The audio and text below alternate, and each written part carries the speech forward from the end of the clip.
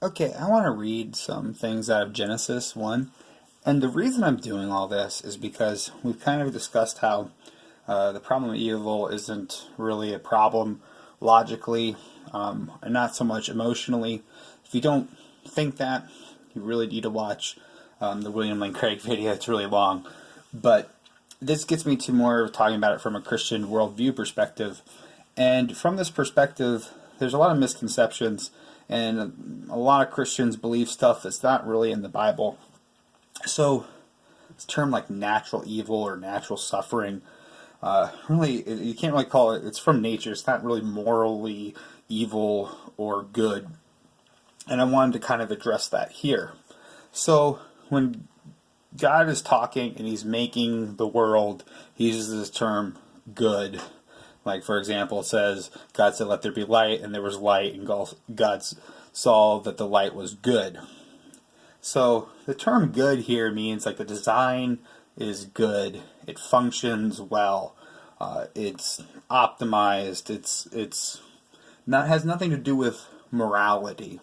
And if you don't believe me on this, I put some links in the description that go into further detail about it. But the whole point is that this isn't something that's perfect, as in free from pain, free from death, free from any type of bad stuff. It just means that it's good and function. And that's what those articles talk about. But that gets me more into Genesis 2.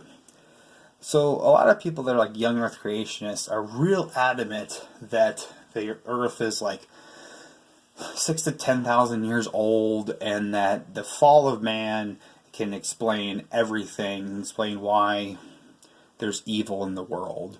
That's the reason there's cancer, is because man sinned. And what I'm going to argue now is that cancer really existed since there was life capable of getting cancer, because life has been around for millions of years. So why do I think that? And why do I think there was death and some bad stuff before the fall of man? And I want to talk first, just briefly, about why I think one of the best evidences for there being an older Earth, or just at least not one day, like a lot of people say. And what that is that Adam's in the Garden of Eden. He was created by God. He tended the garden. He named all the animals. And then he's looking for a helper. He gets really lonely. And God makes him Eve. And when he sees Eve, he says, "This at last is bone of my bones and flesh of my flesh. She shall be called woman, because she was taken out of man." So you can see that this at last, it's been a significant amount of time. So this is just one particular thing. There's a lot more reading people can do on the subject, but this isn't something that just took place in hours. How could Adam be able to name everything in just a mere couple hours, all in one day, and then get lonely, tend the garden? Unlikely that it was only one day. But the main passage I want to talk about it in chapter 2 is when God's giving him the rules. And he said, "And the Lord God commanded the man, saying, You may surely eat of every tree of the garden, but the tree of the knowledge of good and evil you shall not eat. For in the day that you eat of it, you shall surely die." So the key word here is die. How could Adam know what death was if he had not seen it? So, in other words, if he's only been there a day, he has not seen death, and God's giving a command using a word, he has no clue what it means. It's basically like saying, hey, if you here, I'll loan you $100, but if you don't pay me in 2 weeks, you're going to owe me, and not telling the person what they're going to owe, and then all of a sudden saying, hey, you owe me $1 million. That's very unfair. And God is all good, so he wouldn't do something that's unfair. So how would Adam know what death is unless there was death before the fall? Now, the most powerful passage is actually in the fall itself, when it talks about the curse. And the thing is that people like to read into the text stuff that's not there. You can logically deduce things from the text, like saying, for example, there were two people going to a party, and one of them was a male and one of them was a female, and the first person was Adam and he was male. Then if it doesn't say that the second person was female, you know just by the way the text is set up. But a lot of people just like to read into the text. So what I'm going to read is actually the curse, what happened because of the fall. So what it says, to the woman he said, I will surely multiply your pain in childbearing. In pain you shall bring forth children. Your desire shall be for your husband, and he shall rule over you. And to Adam he said, because you have listened to the voice of your wife, and have eaten of the tree of which I commanded you, you shall not eat of it. Cursed is the ground because of you. In pain you shall eat of it all the days of your life. Thorns and thistles it shall bring forth for you, and you shall eat the plants of the field. By the sweat of your face you shall eat bread till you return to the ground. For out of it you were taken, for you are dust, and to dust you shall return. Now you notice, to the woman who is pain of childbearing, husbands are going to be mean and rule over their wives, which is not what God intended. He intended for equality. Don't let anyone tell you otherwise. And then to Adam, this is the only part where it kind of mentions anything about nature.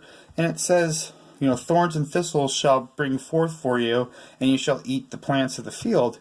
It just says thorns and thistles shall bring forth. Again, how we know what thorns and thistles were, unless he had already seen some. And it's just saying that more of them should appear. Maybe the garden was nicer, he was eating fruits off of trees, and there wasn't many thorns and thistles around. But the idea is that it doesn't say anything about cancer. It doesn't say anything about all of a sudden now death is introduced to animals. So if animals had already been around for honestly millions of years, that's what the scientific evidence shows us. The text in Genesis doesn't conflict with that. And to really think that animal death was caused by the fall, you have to read into here. There's no mention anywhere in this chapter that all of a sudden animals now are going to die. So really the curse is just directed towards Adam and Eve and all of mankind through then. So maybe God allowed cancer to happen in humans because we don't have the protection of the Garden of Eden, and they ate from the tree of knowledge of good and evil, and so they will surely die. So that leads me to the point where the laws of physics, which is really the most important thing here, the laws of physics have remained constant throughout history. In other words, there was death before the fall. Cancer existed in the world because the laws of physics have been constant. In other words, we have things that happen naturally because God has set the world up just so. Like, for example, we have UV light that's necessary byproduct of our sun. We need sunlight to survive. We need it for the plants. But we also get UV light. I mean, we even use UV light. We can use it to make vitamin D, which is important for our body. But also, UV light can be damaging. It can come in and hit a DNA strand. There's my little DNA strand. It's not perfect.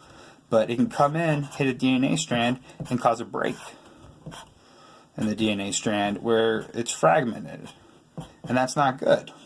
So the DNA strand is broken, but we have been provided with enzymes that are capable of repairing DNA. The problem is, over time, our DNA can get damaged so much that we're not incapable of being repaired, and this is going to really just lead to cancer.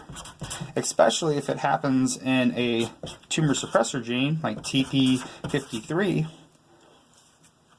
we will develop cancer. What this tumor suppressor gene does is it basically signals the cell to die when it gets really messed up. And if you don't have that there, many times it can lead to cancer. So the thing is, God has actually provided animals and us with all these mechanisms to protect us from cancer.